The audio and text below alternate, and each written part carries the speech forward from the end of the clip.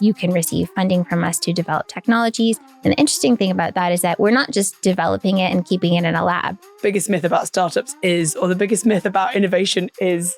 ABBA, Queen, Bee Gees. I think that there's a lot to be seen in terms of how it's going to improve the way that we move. Regional technology development sites, what is that? Innovation is really required across the board. It's not just about what's in your car and how your car is operating. So welcome to this week's Gear Change episode of the Drivetime podcast. I'm here again in Toronto with Mona Eghanian, who is the Deputy Head at OVIN, the Ontario Vehicle Innovation Network. We're going to be doing some myth busting and also help you find a way into innovation and how you can get involved with amazing technology that's going on in Ontario.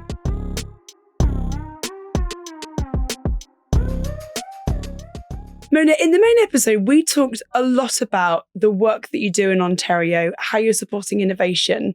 And in this episode, we just try to sort of crunch down some of the really big takeouts from that main episode because there was so much. And honestly, if you're involved or in any way interested in technology and how ideas go from, I think this is a good idea, to how it then gets commercialized and rolled out, I think that is one of my favorite episodes ever because I'm excited about innovation, have so many ideas that I then just sit on and do nothing with.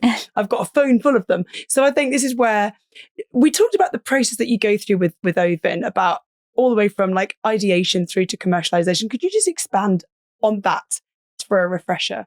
Yeah, absolutely. So the first thing I want to say is that we don't do this on our own. Like there's no way we could, right? So we harness the capabilities that we have across our province. And in particular, we work with our regions because our regions are concentrated clusters of activity with expertise in various areas of automotive and mobility.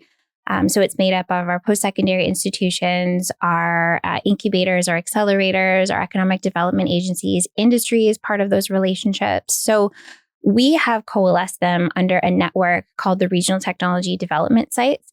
And these are partners that are helping create more pathways for our companies to develop technologies.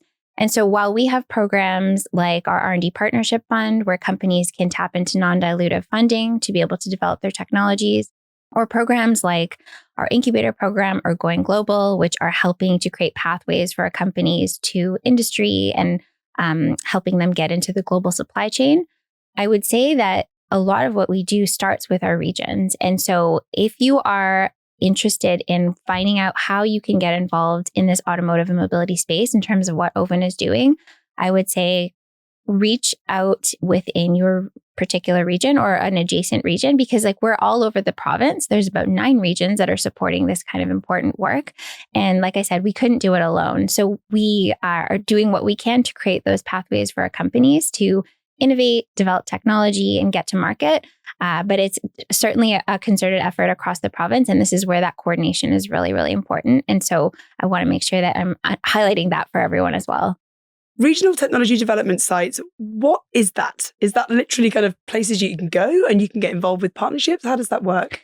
Yeah, so it's ultimately our way of supporting the work across the province by engaging our regions. Okay. Because again, we can't do it all, right? And so we want to make sure that we are tapping into the existing resources and assets that we have, because these are incredible post-secondary institutions, research centers, the economic development agencies are supporting activity in those particular regions. And so we want to make sure that we're helping to funnel our companies to these regions to be able to access the supports there. And what that looks like is that they might be able to access specialized equipment, for instance, from our post-secondaries where they can use those to develop their technologies. They may not be able to get access otherwise. There's business and technical supports, expert advice. They can be housed in some of these locations because, as we know, with startups, like they need space. They need, they need to find pathways to be able to create a space where they can work. So there's all these resources that are available to them. And this is just one of many offerings that OVIN has. Yeah. Amazing. And then the process that we talked about in the main episode, Mona, was how you go from like ideation to commercialization. There are like stages that you partner people up within the kind of umbrella of OVIN, industry partners, there's research partners, mentors, how they go from the idea to starting up, scaling up, and then, globalization, world domination, no pressure.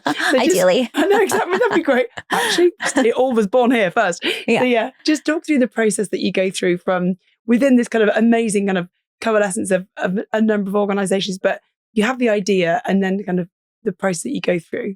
Yeah. I mean, I think it ultimately depends on where on that continuation, a commercialization continuum you are.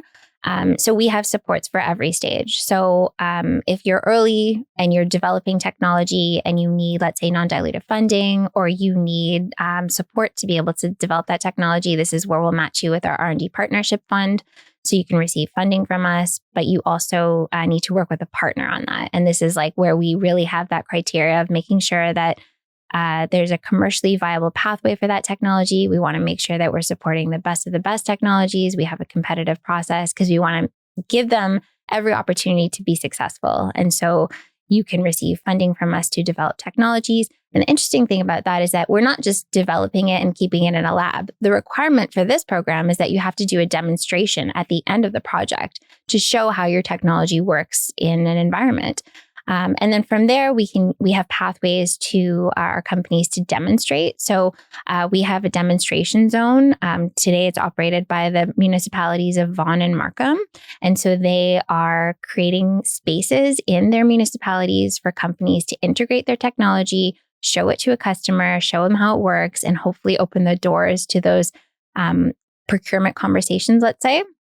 Same with our pilot programs. So we have piloting zones across the province, and companies can tap into those environments, real world environments where they integrate their technology and prove them out and validate them in partnership with a customer and these site partners who are potentially very interested in procuring the technologies as well. It just gets them that much closer to having commercially viable technologies that have been proven out. So if a customer says to them, well, I don't know if this works, they can bring this evidence to say, I've done this in Ontario on the Blue Water Bridge in the city of Toronto, and I can show you how it works. So it's really giving them a leg up. My day job is I work for a tech company, but we're quite a mature tech company, but we're still innovating all the time. So there are a number of companies like ours that provide software as a service or do a number of different things within the industry. Are there opportunities for that kind of collaboration with existing companies that want to get involved with innovation? Because it's not just students that have ideas. Yeah. It's other people that work inside the industry that think, we should do this. There'd be a great idea that we could develop out. How does that work? And is that accessible to other tech companies that may be already based here, but still want to innovate and get involved with piloting and testing and R&D funding? I would say it depends on the scale of the organization. So we have been designed to support the small and medium-sized companies only because 90+% of companies in Ontario are small and medium sized, and they just don't have the resources that larger organizations do. So our intent is to support those companies. But if it's a more mature company, a larger organization that wouldn't fall in the scope of receiving funding or like access to our programs, there's still opportunities to collaborate, certainly. And so that might look like partnering with a different organization, for instance. Exactly. Yeah. Like how could we get involved with a small and medium-sized company that needs to innovate, or we have a challenge that we think actually we need some help to innovate, throw it out there and like pose the question or pose the challenge question to get people to get involved. I just think if we're not involved already, we should be. Yeah. And how can we kind of make sure that other people also get involved with that? You're financially invested because you're going to ultimately see the rewards of that investment and the innovation from that investment. Absolutely. Yeah. All right, awesome. Thank you for that question. So the other thing as well that we do in this Gear Change episode are trying to do a bit of myth busting. So are there any myths around tech innovation or OVIN or even just that whole innovation space? Is there any like myth busting that you can help us with? In terms of like, I don't know, the biggest myth about startups is, or the biggest myth about innovation is? I mean, I guess there's a couple from OVIN side. One is, we talked about this in the last episode, but a myth is that it's only focused on the vehicle, right? Like we talk about auto tech. It's not just about the vehicle. It's like these entire systems, the enabling infrastructure, the mobility systems that are actually helping to move people and goods. And so it's not just enough to have your technology in isolation. I think it just really it expands beyond that, and people don't necessarily recognize how these innovations touch so many things of what we do and why innovation is really required across the board. It's not just about what's in your car and how your car is operating. Yeah. So remember, it's not just about the vehicle, it's the movement of people and goods. Exactly. I love that. And I think that, honestly, so we have, in the UK, there's like a whole mobility movement, and it is about thinking bigger. It's not just about one human, one vehicle. It's about how you move the whole logistics puzzle. Yeah.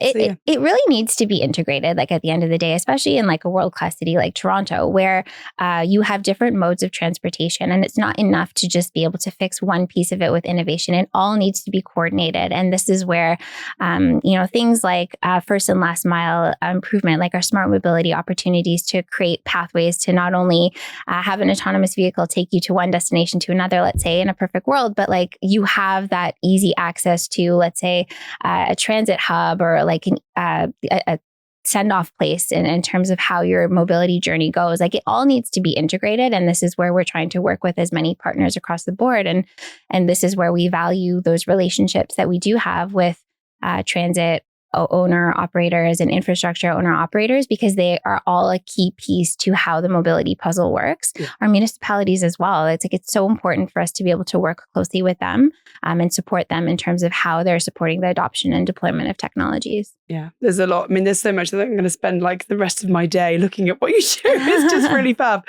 So just for you then, you've worked at OVIN now for like 7 years. What's a tech tool that you can't live without?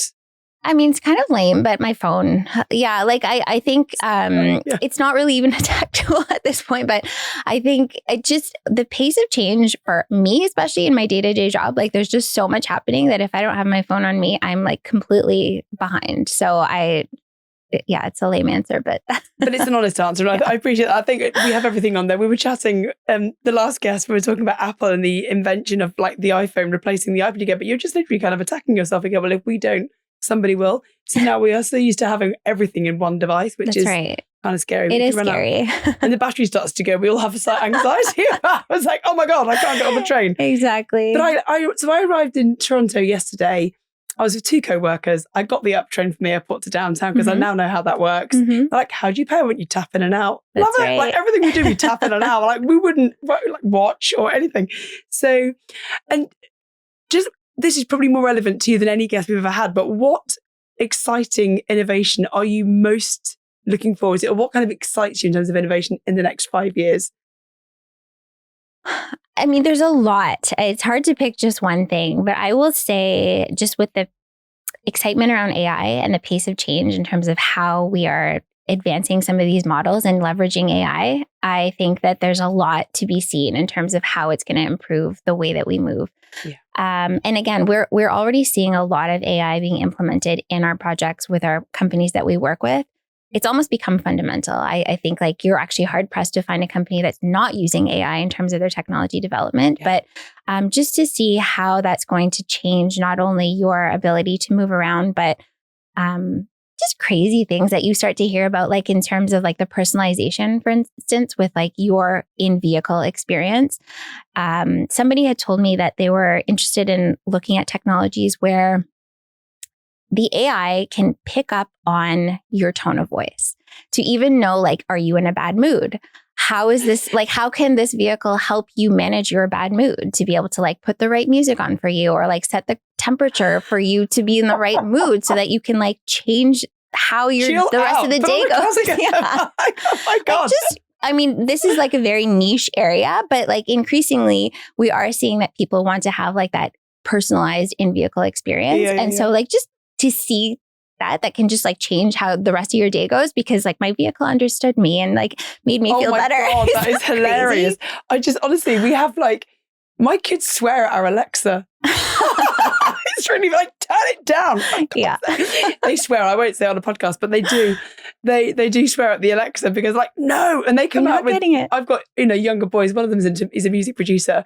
So the artist that he comes up with, like, I've never heard of. So he's asking the Alexa device to play something and it kind of misinterprets what you've asked it to play. That. It's hilarious. So So emotionally intelligent AI, love that. A bit of EI in Yes, AI. exactly. I love that. That's so funny. Ask your EI device. So you can tell most humans walk in and you can like suss the mood of the room. Yes. But now AI can do it from your tone of voice. Love it. So now it's just, the other thing we also ask on this is about is that a road trip or song or band, but the AI can choose it for you. The other thing we always ask on this Gear Change episode is your dream road trip or destination. If you haven't been on it, where do you want to go? And if you've been somewhere, where could you recommend? So, yeah, I've thought about this. I think I would definitely want to stay in Canada. It's beautiful. Why not? Yeah. Gorgeous. Gorgeous. I've always wanted to go to the East Coast. Oh, really? Yeah, I've never been. And I've heard incredible things about the Cabot Trail in Nova Scotia. So I think that would be like top of my list. I haven't been. I've heard about the Maritimes, which are meant to be beautiful. So Nova Scotia is further north of that, isn't it? So, what's it called? The Cabot Trail? Cabot Trail, yeah. Okay. Is that a road trip or do you have to cycle it or is it on foot? It's a road trip. I think you could probably cycle it. Yeah, I don't know too much about it, but I've seen photos and it looks incredibly stunning. There's so much beauty in this country. I actually arrived yesterday and it's so cold here. I walked on a frozen Lake Ontario. I have never. Wow. And I was a little FaceTime video for my kids. I was like, oh my God, people are actually walking on a lake. And I was like, I'm walking on the lake. So I just video called home. Crazy. But yeah, that's quite incredibly unusual. cold these days. Yeah. You picked a good time to come. Yeah, unusual. And then, so you're on the Cabot Trail. What are you going to listen to on the trail? What's your destination road trip before EI gets before it decides what I want to listen to? I think, so for me, I am always jamming to like 70s, 80s music. I don't know. There's something about it. I can't stop singing along with it. So we all know the words to the 80s tracks. That's the true. thing. Like I remember it because I sang it the first time around. So I used to love it. So any particular band that is your kind of go-to? It's also good. Like ABBA, Queen, Bee Gees, Michael Jackson. Like there's just so many good artists from that era. Brilliant. So we have a podcast playlist, which I've been collating with every single guest. So I always try and find a song from a band that's been recommended. So I'll find a couple from the Bee Gees. Okay. I don't think we've got any ABBA on there. Okay. In a minute. I think there's a Queen song on there already, but I'll double check. But if not, I'll put some Bee Gees. Looking forward to listening to it. On the playlist. Yeah. You're welcome. I'll tag it. Yeah. So Mona Eghanian, thank you again so much for staying with us for the Gear Change episode. That was amazing. I will absolutely tag where people can get involved with OVIN. And if you have ideas and you want to kind of bring them into the Ontario Innovation Network, please do get in touch with you or one of your colleagues. I think it's great. Can't wait to see you as well. We'll see you at Imprangwater later in the year, I'm sure. Yes, looking forward to it. Thank you so much, Jacqui. This has been fun. My pleasure. Thanks again for staying with us for this week's Gear Change episode. Don't forget to throw on some 80s. And if you're not too worried about what's going on with AI, it will start to read your mood before long. So thanks again to Mona for staying with us for this week's episode. Don't forget, if you're watching on YouTube, give us a like, follow and subscribe. You'll never miss an episode of the Drivetime podcast.